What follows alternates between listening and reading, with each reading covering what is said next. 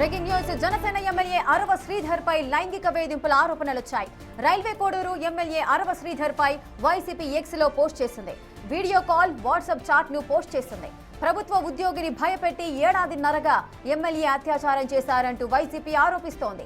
కోరిక తీర్చకుంటే మహిళ 3 ఏళ్ల కొడుకును చంపేస్తానంటూ ఎమ్మెల్యే బెదిరించారని వైసీపీ అంటోంది. భర్తకు విడాకులివ్వాలని మహిళని బెదిరించడమే కాకుండా ఆమె భర్తకు కూడా ఫోన్ చేసి బెదిరించారంటూ వైసీపీ ఆరోపించింది.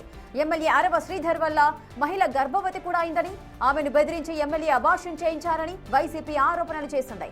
Deputy CM Pawan Kalyan, CM Chandrababu, హోంమంత్రి అనిత, మంత్రి లోకేష్ ను ట్యాగ్ చేస్తూ పోస్ట్ చేసింది వైసీపీ.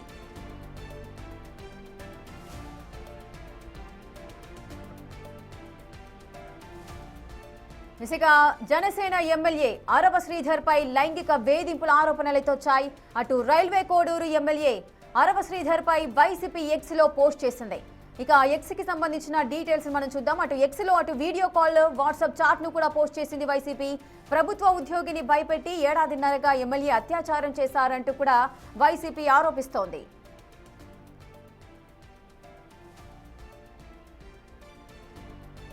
ఇసుక జనసేన ఎమ్మెల్యేకి సంబంధించిన వైఎస్ఆర్ కాంగ్రెస్ పార్టీ అయితే జనసేన ఎమ్మెల్యేకి railway Koduru MLA government whip Arava Sridhar కీచక పర్వం అంటూ కూడా జనసేన పార్టీని ట్యాగ్ చేస్తూ కూడా వైఎస్ఆర్ కాంగ్రెస్ పార్టీ ఒక ఎక్స్ వేదికగా ఒక ట్వీట్ అయితే చేసిన సందర్భాలు నెలకొన్నాయి.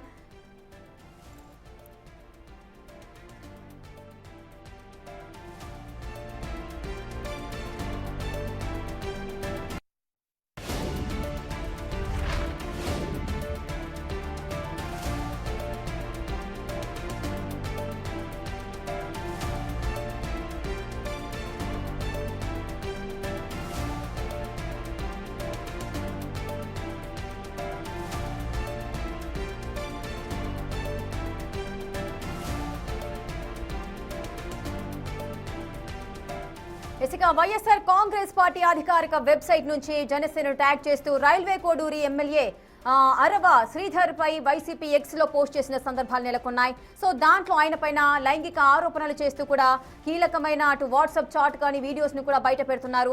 సో ఆ ట్విట్టర్ లో ఆ ఎక్స్ వేదికగా ఎటువంటి పోస్ట్ చేశారు మనం ఒకసారి చూద్దాం. అటు railway Koduru @Janasena party MLA government whip Arava Sridhar కీచక పర్వం అంటూ కూడా వారు పోస్ట్ చేసిన సందర్భాలు మనకు కనిపిస్తున్నాయి. అయితే ఏమని చెప్పారు అంటే వర్డ్స్ మనం ఒకసారి చూద్దాం.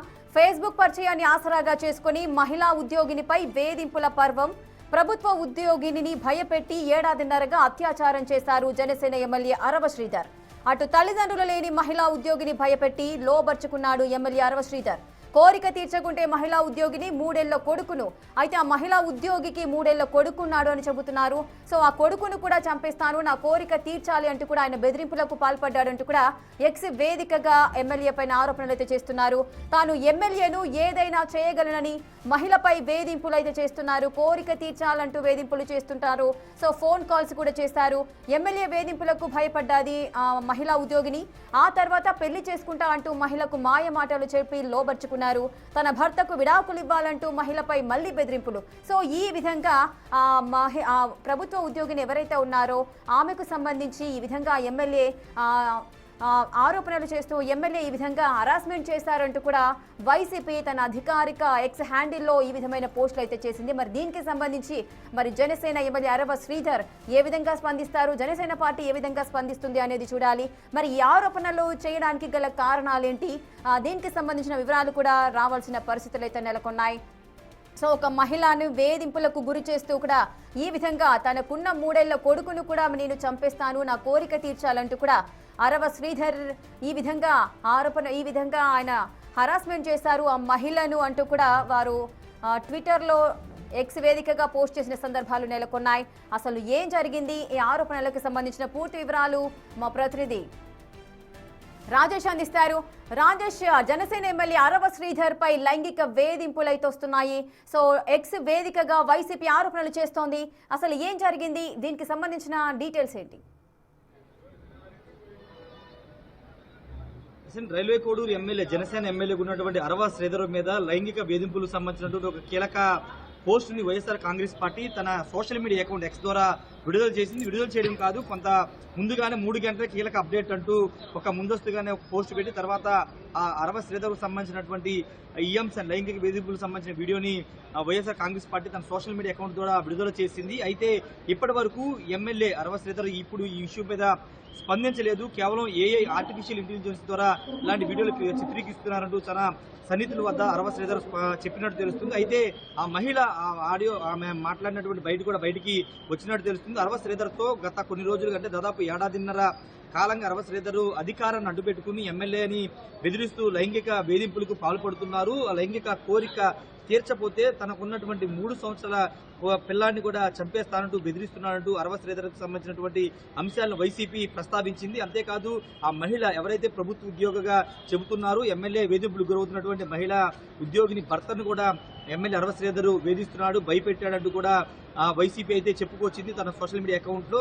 అంతేకాదు ఈ వ్యవహారానికి సంబంధించిలో ఆ మహిళకి గర్భవతిని కూడా చేసి బలవంతంగా అబార్షన్ కూడా చేయించాడు అంశాన్ని కూడా వైసీపీ తన సోషల్ మీడియా అకౌంట్ లో ప్రస్తావించింది. అయితే ఈ అంశాలన్నింటికి సంబంధించిన విషయంలో ఒక బాధిత మహిళ స్పందించినట్టు తెలుస్తుంది. కానీ ఆ ఎమ్మెల్యే మాత్రం ఇప్పటి వరకు స్పందించలేదు. రెండోది జనసేన పార్టీ కూడా ఈ వ్యవహారం మీద ప్రస్తుతం ఫోకస్ పెట్టింది, కానీ ఇంకా స్పష్టమైనటువంటి ఎలాంటి ప్రకటన విడుదల చేయలేదు. ఎందుకంటే ఇప్పటికే తన వర్గీయుల వద్ద ఎమ్మెల్యే ఇది ఒక ఏ వీడియో తనకి ఎలాంటి సంబంధం లేదు, తన డిగ్రేడ్ చేయడానికి ఇలాంటి ఫేక్ ప్రచారాన్ని వైసీపీ చేస్తున్నట్టు ఎమ్మెల్యే వర్గీయుల వద్ద ఎమ్మెల్యే చెప్పినట్టు తెలుస్తుంది. అయితే ఇది పూర్తి స్థాయిలో విచారణ జరిపించాల్సిన అవసరం ఉందని కూడా ఆయన ఎమ్మెల్యే చెబుతున్నట్టు తెలుస్తుంది. కానీ అధికారికంగా ఆయన ఇప్పటివరకు ఎక్కడ కూడా మాట్లాడినటువంటి పరిస్థితి. గతంలో కూడా అరవ శ్రీధర్ మీద కొంత నెగిటివ్ ప్రచారం, ముఖ్యంగా లైంగిక వేధుల అంశం మీద కూడా గతంలో ప్రచారం జరిగింది. కానీ ఇప్పుడు పూర్తి స్థాయిలో ఈ వైసీపీ తమ అధికారిక సోషల్ మీడియా అకౌంట్ ద్వారా వీడియోలు విడిచేయడం, వాట్సాప్ చాట్ ని బయట పెట్టినప్పుడు కొత్త రాజకీయంగా చర్చకు దారి తీస్తుంది. పూర్తి స్థాయిలో అరవ శ్రీధరే ఆ వీడియోలో ఉన్నది, ఆ చాట్ చేసింది అరవ శ్రీధర్ అనేది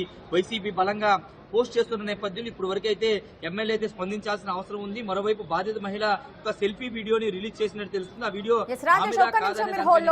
నిర్ధారణ రావాల్సిన అవసరం. రాజేష్, ఒక్క నిమిషం మీరు హోల్డ్లో ఉండండి. అటు జనసేన ఎమ్మెల్యే ఈ ఘటనకు సంబంధించి స్పందించారు. ఆయన ఏమన్నారో ఒకసారి చూద్దాం.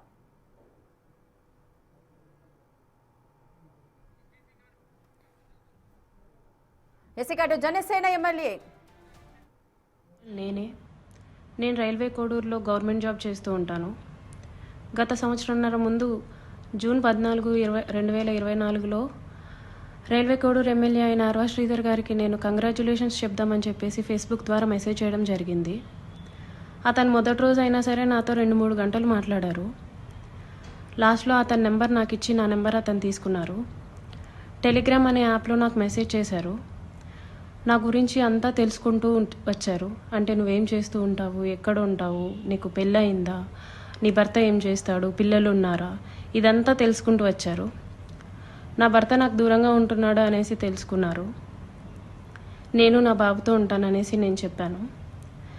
అలా అనుకోవద్దు, నువ్వేం ఒంటరివి కాదు, నీకు నేనున్నాను, ఎటువంటి సిచ్యువేషన్ అయినా సరే నేను నీకు ఉంటాను అని చెప్పేసి నెక్స్ట్ డే నుంచే నాకు అటువంటి ప్రామిసులు చేయడం జరిగింది, అటువంటి భరోసాలు ఇవ్వటం జరిగింది ఆయన నుంచి. సరే అని చెప్పేసి నేను నార్మల్గానే మాట్లాడుతూ వచ్చాను. ఒక 2 రోజుల తర్వాత ఆయన నా న్యూడ్స్ అడగడం స్టార్ట్ చేశారు. వీడియో కాల్స్ చేయని చెప్పేసి బలవంతం చేయడం స్టార్ట్ చేశారు. ఇదంతా కరెక్ట్ కాదండి అనేసి నేను అన్నప్పుడు అతను చాలా ఫాస్ట్గా టర్న్ అయిపోయి సీరియస్ అయిపోయి నన్ను బెదిరించడం జరిగింది. ఇది నా కోడూరు, నా నియోజకవర్గం, నువ్వు ఒక చిన్న ఎంప్లాయీవి, నీకు ట్రాన్స్ఫర్ చేయాలన్నా సరే నేనే దిక్కు, నీ మీద ఎంక్వైరీలు వేయిస్తాను, నీ కొడుకు నువ్వు ఒక్కరే ఉంటారు, జాగ్రత్త మరి చూసుకో అని చెప్పేసి బెదిరించడం జరిగింది. అయినా కూడా నేను న్యూడ్స్ పంపలేదు. కానీ దాని తర్వాత నుంచి కలుద్దామని చెప్పేసి నన్ను చాలా టార్చర్ చేయడం జరిగింది. కలుస్తావా లేదా అని చెప్పేసి బెదిరించడం జరిగింది. నేను కలవను అని చెప్పేసి జూన్ 14 నుంచి ఒక 20 రోజుల దాకా నేను అసలు కలవను అని చెప్పేసి భయపడుతూనే చెప్పాను. భయపడుతూనే నేను ఇగ్నోర్ చేస్తూ వచ్చాను. ఆయన ఒకసారి అన్నారు, నీ కొడుకు నువ్వు ఒంటరిగా ఉంటారు, చూసుకో, నీ కొడుకు ఏమైనా అయితే నన్ను అడగద్దు అనేసి భయపెట్టడం జరిగింది. సరే అని చెప్పేసి నేను జూలై 9, 2024లో ఫస్ట్ టైం కలిశాను అతన్ని. ఆయనే వచ్చేసి కారులో మా ఇంటి దగ్గరికి వచ్చి పిక్ చేసుకొని కడప రూట్ వెళ్దాం, కడప దాకా వెళ్దాం అనేసి చెప్పారు. ఏం మాట్లాడాలి అనేసి నేను అడిగాను. ఏమొద్దు, ఏం మాట్లాడొద్దు, కడప దాకా వెళ్దాం అనేసి చెప్పారు. కడప దాకా వెళ్ళకుండానే రాజంపేట దగ్గర ఏదో పల్లె దగ్గర ఆపేశారు. మొత్తం డార్క్గా ఉంది ప్లేస్. ఎందుకండి ఆపారు అనేసరికి నాకు నువ్వు సెక్షువల్గా కావాలి అనేసి అడిగారు. లేదండి, నేను సెక్షువల్గా కుదరదు, నేను అలాంటి దాన్ని కాదు అనేసి చెప్పాను. నేను అలా చెప్పేలోపే టచ్ చేయటం, నన్ను బలవంతంగా దగ్గరికి తీసుకోవడం లాంటివి జరిగాయి. నేను కార్ డోర్ ఓపెన్ చేయడానికి ట్రై చేశాను. అతను నా జుట్టు పట్టుకొని వెనక్కి లాగేసి నన్ను గట్టిగా కొట్టారు. 2-3 సార్లు కొట్టారు. చాలా గట్టిగా కొట్టి కార్ సీట్ని అడ్జస్ట్ చేసేసి నా మీదకి వచ్చేసి నన్ను చాలా బలవంతంగా రేప్ చేయడం జరిగింది. నేను అరవడానికి ట్రై చేస్తుంటే నన్ను చాలా గట్టిగానే కొడుతూ వచ్చారు. అలా నా మీద ఫస్ట్ అటెంప్ట్ జరిగింది. నన్ను ఇంటి దగ్గర డ్రాప్ చేసి నేను దిగుతున్న టైంలో, నువ్వు ఈ విషయం ఎవరికైనా చెప్పినా సరే నువ్వు కొలాప్స్ అయిపోతావు, నీ ఫ్యామిలీ కొలాప్స్ అయిపోతుంది, స్పాయిల్ చేసిస్తాను అని చెప్పేసి నాకు చెప్పడం జరిగింది. నేను ఆ భయంతో ఇంటికి వెళ్ళిపోయాను. నేను మా బాబే ఉంటాము. నెక్స్ట్ డే కూడా ఆయన కలుద్దాం, మాట్లాడాలి అని చెప్పేసి బెదిరిస్తూ వచ్చారు. అలా నాకు ఆగస్ట్ ఎండింగ్లో నా ఫస్ట్ ప్రెగ్నెన్సీ అతని వల్ల వచ్చింది. ఈ విషయం నేను అతనికి చెప్పాను. చెప్తే అబార్షన్ చేయించుకో వెంటనే అనేసి అన్నారు. ఇసుక అటు జనసేన ఎమ్మెల్యే అరవ శ్రీధర్ పై లైంగిక వేధింపుల ఆరోపణలతో ఛాయ అటు రైల్వే కోడూరు ఎమ్మెల్యే అరవ శ్రీధర్ పై వైసీపీ ఎక్స్ లో పోస్ట్ చేసింది. బాధిత మహిళ ఏం మాట్లాడిందో మనం ఇంతవరకు చూసాము. సో దీనికి సంబంధించిన మరొక వీడియో ఉంది, అది కూడా చూద్దాం. నేను అబార్షన్ చేయించుకోవట్లేదు, నీ వల్ల నాకు ఇంత జరిగింది, నేను అబార్షన్ చేయించుకోవట్లేదు అంటే అప్పటికి నన్ను బెదిరించారు. నువ్వు అబార్షన్ చేయించుకుంటే నువ్వు బ్రతుకుతావు, నీ ఫ్యామిలీ బాగుంటుంది, నీ ఉద్యోగం బాగుంటుంది, లేకపోతే నా గురించి నీకు తెలుసు అని చెప్పేసి చెప్పడం జరిగింది. నేను అబార్షన్ చేయించుకోను, ఎట్టి పరిస్థితుల్లో అబార్షన్ చేయించుకోను అనేసి నేను వాదించాను. ఒక 2-3 సార్లు 2-3 రోజులు నన్ను బాగా బెదిరించి తర్వాత అష్యూరెన్స్ ఇచ్చారు. సరే, నీ భర్తకి నువ్వు విడాకులు ఇచ్చేసి నేను నిన్ను పెళ్లి చేసుకుంటాను, మీరు ఎలాగా దూరంగానే కదా ఉంటారు, నేను నిన్ను పెళ్లి చేసుకుంటాను, నీ భర్తకి నువ్వు విడాకులు ఇచ్చేసి అనేసి అన్నారు. అప్పటికి నేను ఒప్పుకోలేదు. అబార్షన్ చేయించుకో, ఇది అయితే ఫస్ట్ అబార్షన్ చేయించుకో అని చెప్పి నమ్మించడానికి నేను నిన్ను పెళ్లి చేసుకుంటాను అనేసి నాకు చెప్పారు. నేను చాలా రోజులు చేయించుకోలేదు. అలా ఒక 2 months నాకు ప్రెగ్నెన్సీ ఉంది. దాని తర్వాత ఇంకా ఆయన కంటిన్యూస్గా బెదిరిస్తూ ఇంటికి వచ్చి కొడుతూ చేయించుకుంటావా లేదా అని చెప్పేసి టార్చర్ చేస్తూ ఫైన్ డే నేను అబార్షన్ చేయించుకున్నాను. ఆయన మాటలు నమ్మి నన్ను పెళ్లి చేసుకుంటానని ఆయన ఇచ్చిన అష్యూరెన్స్ని నేను నమ్మి నేను అబార్షన్ చేయించుకున్నాను. ఇలా ఈ 1.5 yearలో నాకు 5 అబార్షన్స్ అయ్యాయి ఆయన వల్ల. ఎప్పుడు మా ఇంటికి రావటం, నాకు ఇష్టం లేదు అని చెప్పినా సరే నన్ను బలవంతంగా బయటికి తీసుకెళ్ళో లేకపోతే ఇంట్లోనో నన్ను కొట్టి మా వాళ్ళని బూతులు తిట్టి చాలా రకంగా నన్ను సెక్షువల్లీ అటెంప్ట్ చేయడం జరిగింది. నాకు తెలియని విషయం ఏంటంటే ఆయన నాకు తెలియకుండా మా వాళ్ళ నెంబర్స్, మా వాళ్ళ కాంటాక్ట్ డీటెయిల్స్, ఇంటి అడ్రస్లు ఇవన్నీ కనుక్కొని నా భర్తకి కాల్ చేసి నువ్వు ఆ పిల్లకి విడాకులు ఇవ్వాలి, విడాకులు ఖచ్చితంగా ఇవ్వాలి, లేకపోతే నిన్ను, నీ ఫ్యామిలీని, నీ కొడుకుని ఎవరిని వదలను, అందరినీ చంపేస్తాను అనేసి బెదిరించడం జరిగిందంట. ఇది నాకు తెలీదు, ఈ విషయం నాకు తెలియదు. నా భర్త నన్ను తర్వాత కాల్ చేసి అసలు ఏం జరుగుతుంది అక్కడ అనేసి అన్నారు. ఇలా జరుగుతుంది అనేసి నేను మా ఇంట్లో వాళ్ళకి చెప్పాను. ఇలా రోజు ఇంటికి వస్తున్నాడు, నన్ను కొడుతున్నాడు, నన్ను టార్చర్ చేస్తున్నాడు, ఫిజికల్లీ నన్ను చాలా వాడుకుంటున్నాడు అనేసి నేను చెప్పి ఏడ్చాను. వాళ్ళందరూ నాకు దూరం అయిపోయారు. నీ ఇష్టం వచ్చింది నువ్వు చేసుకో అనేసి నన్ను తిట్టేసి నాకు చాలా దూరం అయిపోయారు. మేము ఇంకా నీతో మాట్లాడడం అని చెప్పి నన్ను వదిలేయడం జరిగింది. ఇదంతా ఆయన ప్లాన్డ్గానే చేసినట్టున్నారు. మా వాళ్ళందరినీ నాకు దూరం చేయాలి అన్న ఒక ఉద్దేశంతో చేసినట్టున్నారు. వాళ్ళందరూ నన్ను దూరంగా వదిలేశారు. మా ఆయన మా బాబుని తీసుకెళ్ళిపోయాడు. నేను ఒక్కదాన్నే ఉంటూ వచ్చాను. గత 6 నెలలుగా నేను ఒక్కదాన్నే ఉంటూ వచ్చాను. నేను నా ఒంటరితనాన్ని, నాకు పేరెంట్స్ లేరు, అమ్మ నాన్న లేరు, అడగడానికి చేయడానికి. అమ్మ నాన్న లేరు. అతను నాకు అష్యూరెన్స్ ఇస్తూనే వచ్చాడు, మ్యారేజ్ చేసుకుంటాను ఎక్సెట్రా అని చెప్పి.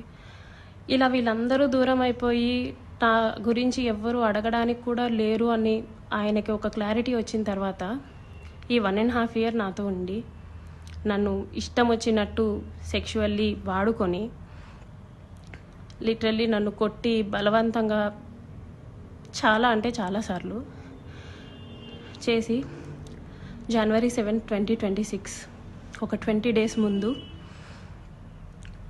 నేను నిన్ను పెళ్లి చేసుకోను, నువ్వేం చేసుకుంటావో చేసుకో, నీ ఇష్టం వచ్చింది చేసుకో, నీ దిక్కున్న చోటు చెప్పుకో, నీ గురించి ఎవడొస్తాడో నేను చూస్తాను, నేను మాట్లాడతాను అనేసి నాకు చెప్పడం జరిగిందండి. It's been 20 days. అతను నన్ను వదిలేసి ఈ 1.5 సంవత్సరం నేను నరకం చూశాను. అతని వల్ల చూడాల్సిన నరకం అంతా చూశాను. నాకు ఇప్పుడు న్యాయం కావాలని చెప్పేసి నేను కోరుకుంటున్నాను. దాని గురించి